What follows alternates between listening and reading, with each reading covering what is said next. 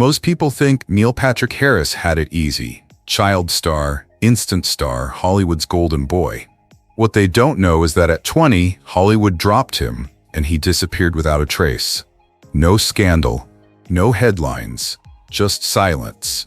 Years later, he returned, not as the kid everyone remembers, but as an actor who would rewrite the rules of the entire industry. And the craziest part? It all started in a tiny mountain town most people had never heard of. You know, when most people think of Neil Patrick Harris, they immediately picture the hilarious, overconfident, sharply dressed Barney Stinson. It's such a strong image that people forget there's a real human being behind that character, and that his actual story begins in a place that couldn't be further from bright lights and expensive suits.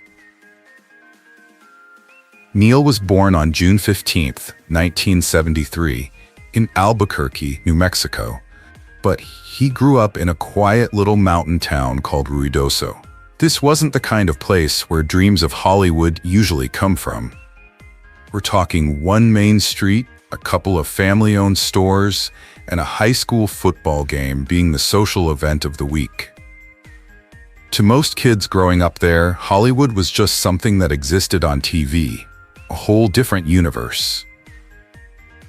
His parents ran a small family restaurant and occasionally did community theater, mostly just for fun. It wasn't glamorous, but it was the first time Neil tasted the feeling of being around a stage. He was the kind of kid who didn't just stand in front of a mirror and mimic actors. He'd actually recreate entire scenes with improvised props from around the house.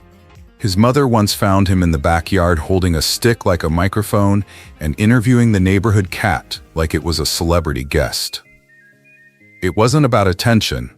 There was no audience. He just needed to perform. When he was 8, a local community theater put up a small production of The Wizard of Oz. Neil begged, literally begged, his parents to let him audition. During rehearsals, he was so curious about how the director gave notes that instead of going outside during break like the other kids, he stayed on stage and watched the adults talk about timing and blocking. One of the older actors joked, "Kid, you're not supposed to be directing the show." Neil just smiled and said, "I'm learning." That same year, he started checking Shakespeare books out of the school library. Not the illustrated children's versions, the full original texts. His mom remembered walking past his room late at night and hearing him whisper lines from Hamlet again and again, trying different emotional deliveries, like an actual stage actor rehearsing alone. He was in 3rd grade. A few years later, something happened that would quietly change everything. A national talent scout came through New Mexico to visit a regional theater festival. Most parents saw it as a fun weekend activity for their kids. Neil? He treated it like it was a Broadway audition. He walked in, smiled, and delivered his monologue as if he'd been waiting his entire life for that moment. The scout literally stopped taking notes and watched in silence. Afterwards, he pulled Neil's parents aside and said, "Honestly, he shouldn't be here. He belongs in Los Angeles." It sounded insane. A 12-year-old kid from Ruidoso in Hollywood? But they decided to give it a shot. One quick trip to Los Angeles just to see. That one trip turned into a series of auditions, and each audition turned into another door opening. What started as a small opportunity suddenly became a real career path. At 14, Neil landed his very first film role in Clara's Heart alongside Whoopi Goldberg, and somehow managed to pull off a performance strong enough to earn a Golden Globe nomination. He wasn't even old enough to drive a car yet, and he already had Hollywood whispering his name. But instead of slowing down or celebrating, he kept going. Auditions, rehearsals, one small casting call after another. And slowly, something started to shift. Each week brought a new opportunity. A tiny guest role on television here, a regional theater project there. And before long, Neil found himself stepping onto stages and sets that most actors twice his age were still dreaming about. What he didn't know back then was that this period, the late-night rehearsals, the small roles, the constant traveling, was quietly leading him toward a moment that would completely change the course of his life. By the time Neil entered his mid-teens, his daily routine was already completely detached from the quiet rhythm of ruidoso. While most teenagers were worrying about homework and school electives, he was moving between Los Angeles and New York, stepping into casting rooms filled with seasoned actors and trying to prove he belonged there. It began with tiny guest spots, quick appearances on shows like Murder, She Wrote and Blossom. 1 or 2 lines, a short reaction. Jobs most performers barely mention later in their careers.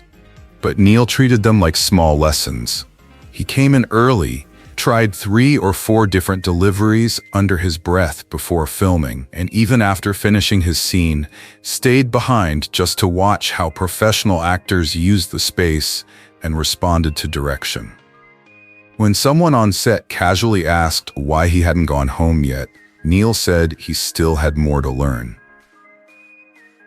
Soon after, an opportunity came that was different from the usual television work: Broadway. He wasn't given a lead or even a speaking part that people would remember. He stood at the back of the chorus, trying not to let anyone see how nervous he was when the curtain began to rise. Yet the moment the audience fell silent and the show began, something shifted. For the first time, he understood that acting wasn't just about performance. It was about precision, timing, and the ability to hold an audience with nothing more than a well-placed pause. So he paid attention, not to the applause, but to the craft behind it. He studied how the experienced actors adjusted the pacing of a line from one night to the next, how one facial expression could carry more weight than an entire paragraph of dialogue, how a breath held just long enough could draw the entire theater in. During the next year, he said yes to everything that strengthened that skill. Late-night rehearsals, off-Broadway readings, public access performances where there were more empty seats than audience members. It didn't matter. He wasn't chasing attention. He was sharpening tools. In early 1989, his agent handed him a script and simply said, "Read this." It was a pilot about a 14-year-old medical prodigy, and at first it seemed ridiculous. But the more Neil read it, the more it felt like a kid who didn't belong anywhere, trapped between childhood and adulthood. A few days later, he walked into the audition and played it with nothing but honesty. Halfway through, the producers looked at each other. They'd just found their lead. Doogie Howser, MD, premiered later that same year, and his world turned upside down almost immediately. 1 week earlier, he was just the kid from Broadway. The next week, he was on the cover of TV Guide. Talk show hosts introduced him as Hollywood's youngest prodigy. Cars slowed down on the street just so people could yell "Doogie" with a smile as if they were greeting an old friend. At first, it was genuinely exciting, even funny. He joked with his parents that their mailbox had officially transitioned from electric bills to fan letters. And for a moment, it felt like the best version of a dream coming true. But the longer the show went on, something started to shift. Every interview focused on the character, not the actor. Reporters spoke to him as if he were really saving lives. Some fans honestly believed he was studying medicine in real life and were confused when he told them he wasn't. The applause kept getting louder, but somewhere deep inside, something got quieter. Between a late-night shoot and yet another red carpet appearance, one thought crept into his head and never really went away. If everybody already thinks they know who I am, do I still get to decide who I want to become? The show kept growing. So did that question.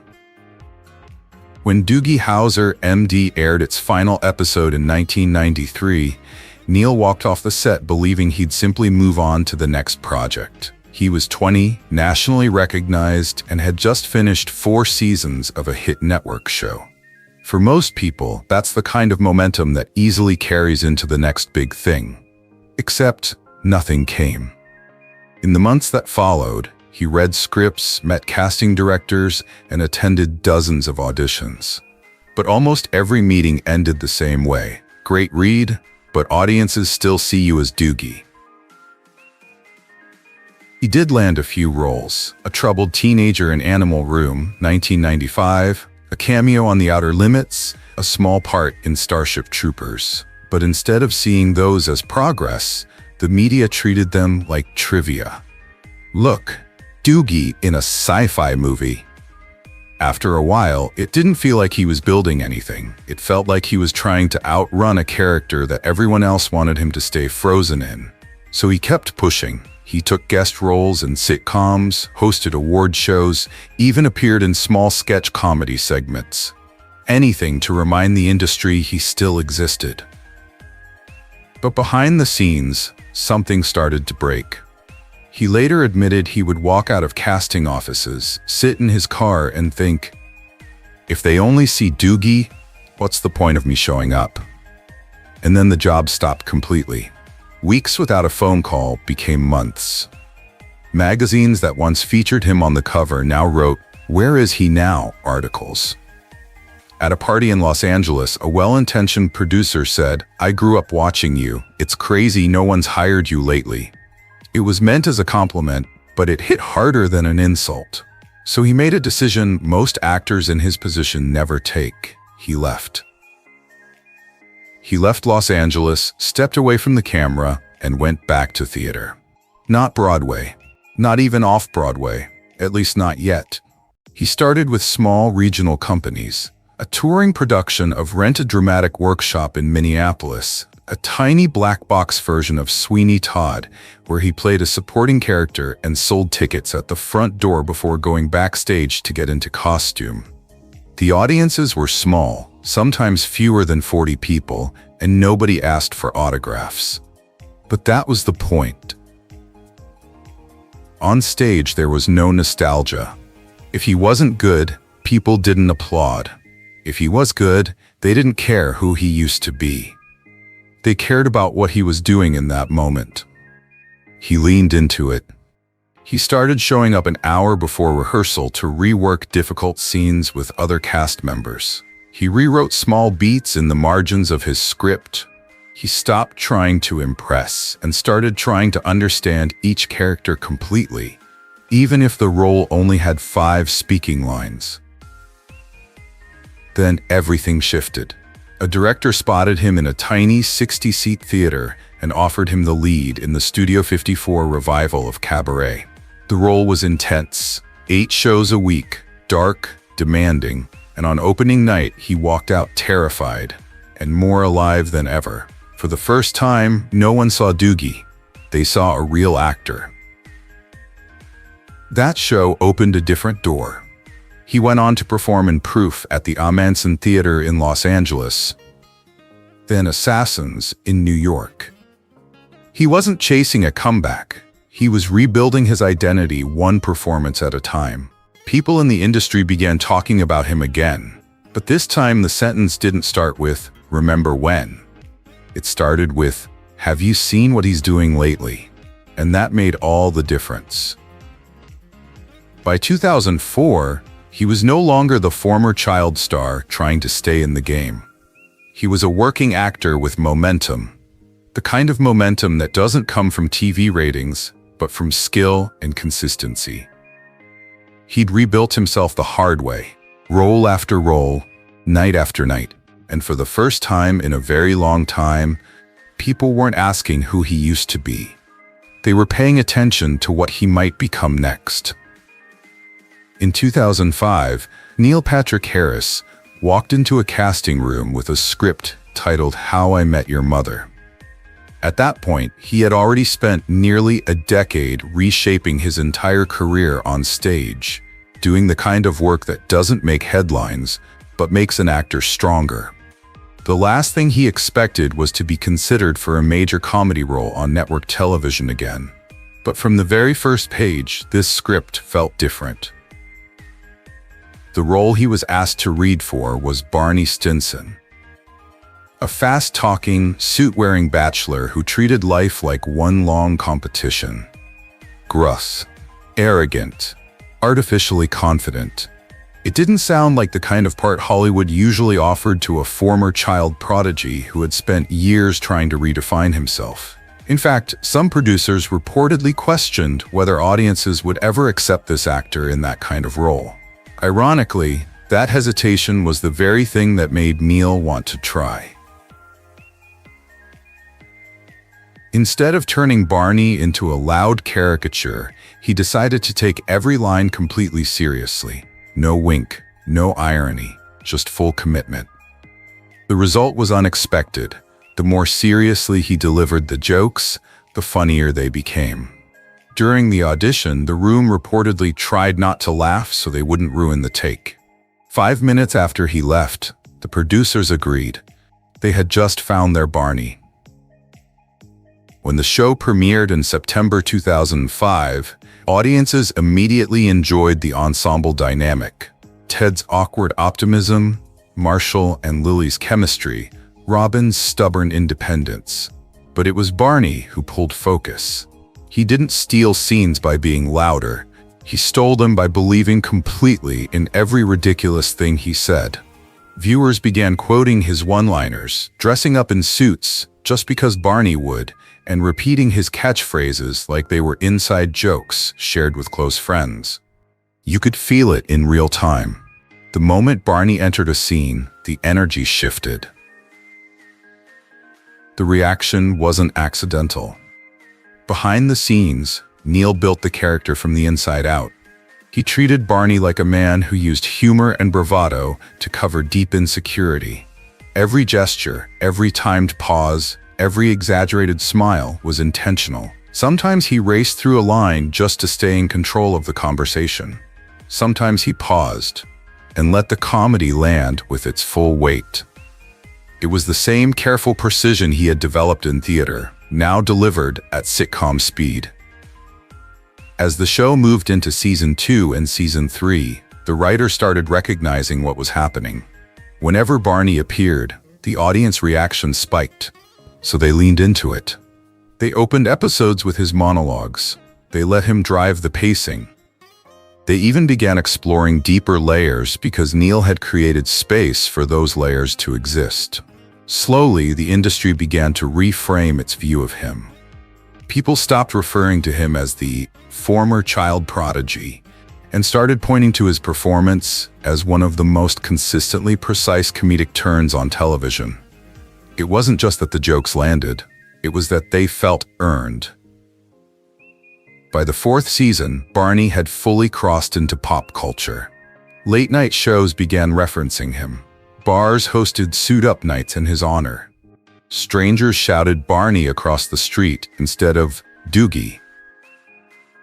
And the shift wasn't partial, it was complete. What started as a role he almost declined became the second defining moment of his career. What made it even more impressive was that he never softened the character. Even when some questioned whether he could convincingly play a hyper-confident womanizer, he didn't adjust or try to explain. He simply played the truth of the character, and the more honest he kept Barney, the stronger the audience connection became. How I Met Your Mother ultimately ran for 9 seasons and more than 200 episodes. By the time it reached its final year, Neil had earned multiple award nominations, hosted the Emmys and the Tonys, and was considered one of the most respected comedic actors in the industry, not because of nostalgia, but because of sheer skill. Most importantly, the role of Barney Stinson proved something no interview or headline ever could. Neil Patrick Harris wasn't someone trying to revive a past career. He was an actor who rebuilt himself from the ground up and earned the right to stand in the spotlight on his own terms. At the height of How I Met Your Mother's success, Neil was experiencing something most actors never get to feel twice in their lifetime: the feeling of being rediscovered. This time as an adult, on his own terms, and respected for his craft. But even while everything seemed firmly in place professionally, there was still one part of his life that remained completely outside the public conversation. For years, he danced around personal questions in interviews. When journalists asked about relationships or the idea of family, he would deflect politely, offer a light-hearted joke, and shift the topic back to the work. He wasn't hiding out of embarrassment. He just understood how fragile the moment was.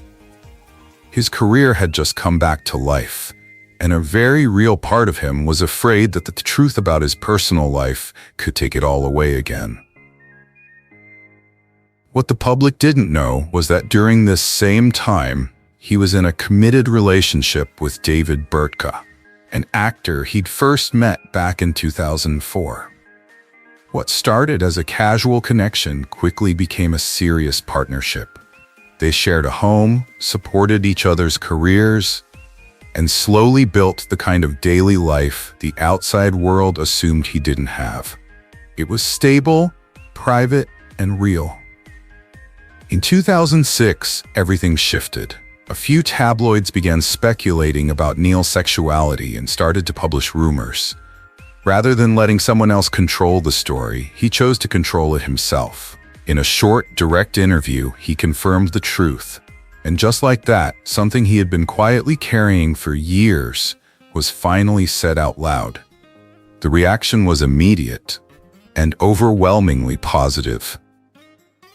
Fans didn't turn away. Studios didn't suddenly question his ability to play Barney. If anything, people respected him even more for being honest in a moment where it would have been easy to stay silent. It also marked one of the first times in television where a major actor came out in the middle of a hit series, and nothing about the audience's support changed. After that, things became simpler. He started attending public events with David.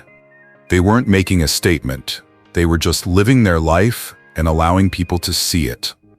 And the more authentic he became off-screen, the more confident and consistent his work on screen seemed to become. In 2010, Neil and David welcomed twins, Harper and Gideon, via surrogate. Overnight, his life gained another layer. Early morning feedings before going to set, costume fittings with a diaper bag in the trailer, rehearsing lines while one of the twins napped on his chest. The contrast between the hard-partying Barney Stinson and the real life of a new father wasn't lost on him. In interviews, he joked that he spent the day convincing people to suit up, and the night changing pajamas covered in milk. But he also admitted that becoming a parent gave him a kind of emotional grounding he didn't know he needed. In 2014, after 10 years together, he and David officially married in a small ceremony in Italy, surrounded by close family and friends. There were no tabloid deals, no press releases, just two people formalizing a life they had already built together long before it was legally recognized. Since then, they have appeared together publicly, not as a Hollywood couple, but as a family. Whether it's walking red carpets, hosting holiday specials, or simply posting silly Halloween photos with their kids, Neil has approached his personal life the same way he approached his career: carefully, intentionally, and honestly. And the most remarkable thing is that none of it weakened his image as an actor. It strengthened it, because audiences could now clearly see the distance between the characters he played and the person he actually was, which made his performances even more compelling.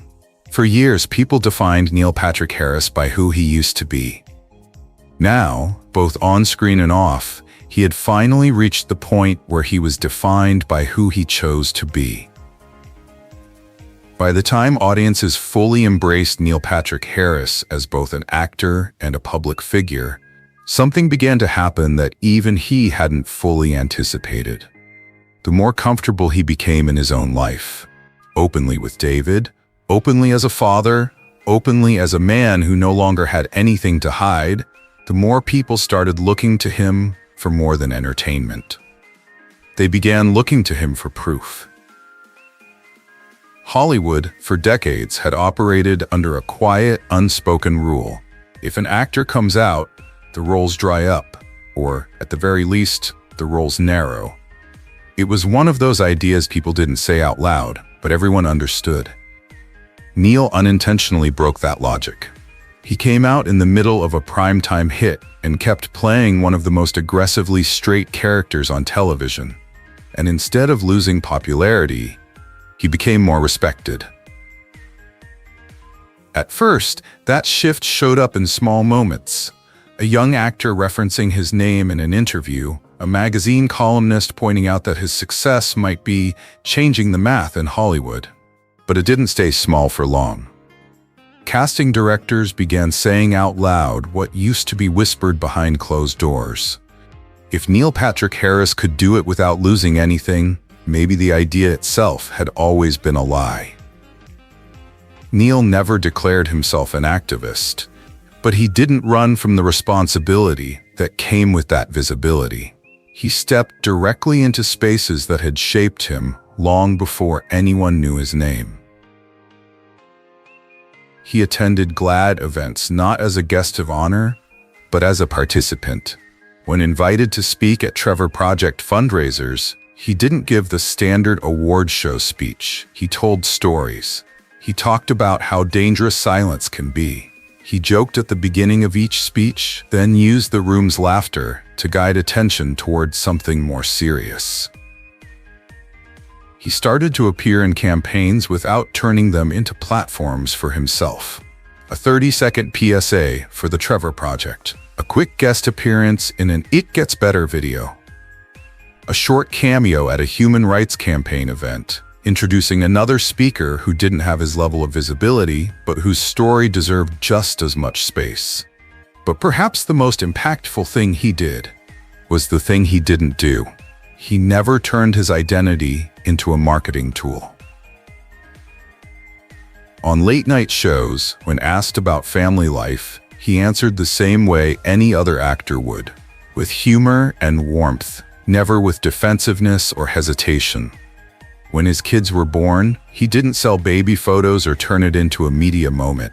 He simply let it exist and allowed people to see it as something normal. That normalcy did something important. It slowly removed the exception from the conversation. Instead of people saying, Neil Patrick Harris is successful even though he is gay, they started saying, almost without thinking, Neil Patrick Harris is successful and he's gay. That tiny shift in sentence structure changed the way an entire generation of performers thought about themselves. In casting rooms, producers stopped using the phrase, might be distracting to audiences. Directors stopped quietly pausing when an openly gay actor read for a straight role. Writers stopped assuming that certain characters could only belong to certain people. And whether anyone said it out loud or not, Neil's name was a part of those conversations. He didn't rewrite the system by force. He changed it day after day, quietly, simply by existing in it, fully. A husband, a father, a working actor operating at the very top of his field. The combination of all three shouldn't have been revolutionary, but it was. And that's ultimately what became his greatest contribution to the LGBTQ+ community. The fact that nothing about it looked like a contribution. It looked like a life. The kind of life so many people were still afraid they might never be allowed to have. He rebuilt his entire second act from scratch and then left the door open behind him so others could walk in without fear. Even after becoming a symbol of what was possible, Neil never allowed himself to settle. He had spent too many years rebuilding himself to fall back into comfort. So instead of choosing another safe, familiar television role, he made a deliberate decision to do the opposite. Keep moving, keep evolving, keep challenging what people think they already know about him. That's exactly why one of the first projects he accepted, after How I Met Your Mother, wasn't another sitcom, but Count Olaf in a series of unfortunate events. Every episode demanded a completely new version of himself. Different voices, accents, physicality, facial prosthetics, even entire personality shifts. It was difficult and sometimes deliberately uncomfortable. But to Neil, that was important. It reminded him that what matters isn't whether people recognize you. What matters is whether you stretch yourself and stay brave enough to step into the unknown. Once that chapter closed, he pivoted again, this time into film. In Gone Girl, he took on a role that wasn't charming, likable, or even sympathetic. It required stillness, restraint, and a willingness to disappear into something darker. And because he didn't try to make it safe, it landed with even more impact. As one critic wrote, "You can't take your eyes off him, even though you genuinely don't trust him." Then he chose to step into The Matrix Resurrections, not as a nostalgic cameo, but as a completely unexpected antagonist, calm and calculating, manipulating reality with quiet confidence. It was unsettling in all the right ways, and once again, the risk paid off. And when Uncoupled arrived, Neil leaned into vulnerability in a way he never had before, playing a middle-aged gay man whose life suddenly falls apart in a world that has already moved on without him. It was messy and honest in the best possible way. And because of that honesty, it ended up being more relatable than any perfect character could have been. But acting wasn't the only lane he continued to explore. Between roles, he began building a separate creative identity as an author. Instead of writing a memoir or relying on his public image, he created The Magic Misfits, a children's book series centered around young outsiders who eventually discover that what makes them different is exactly what makes them powerful. The books found real audiences, not because his name was on the cover, but because the message inside resonated with kids who needed it. For many of them, Neil wasn't the guy from TV. He was the person who wrote the story they needed to hear. At the same time, he grew into one of the most trusted hosts in the industry. Whether it's the Tonys, the Emmys, a holiday special, or a televised magic show, he approaches hosting with the same discipline he brings to acting. He writes his own opening monologues. He rehearses transitions like they're full scenes. And his goal is always the same: not to be the center of attention, but to bring everyone into the moment with him. Across all of it, the pattern stayed constant. Whenever he could have chosen the safe option, he chose the interesting one instead. Whenever he could have repeated something that already worked, he asked himself, "What am I still capable of?" And that's why people look at Neil Patrick Harris today and see so much more than a former child star or a sitcom actor whose career happened to bounce back. They see an artist, someone who rebuilt his entire life on his own terms, remained honest about who he was, and kept evolving long after most people would have stopped taking risks. If there's one message in all of this, it's simple. Real success doesn't come from finally convincing the world to accept some polished, edited version of you. It comes from letting go of all that and having the courage to become the version of yourself that feels true, even when it doesn't fit what others expect. He didn't succeed despite being himself. He succeeded because he finally stopped asking for permission to do so. And the most inspiring part of his entire journey? Sometimes the most powerful thing you can do isn't to step into the spotlight and pretend to be extraordinary, but to stand there exactly as you are, and by doing so, remind everyone watching that they're allowed to do the same. Because real success doesn't just open a door. It holds it open long enough for someone else to step into their own truth and realize their story is still being written. So maybe the most important question isn't how Neil Patrick Harris rebuilt his career.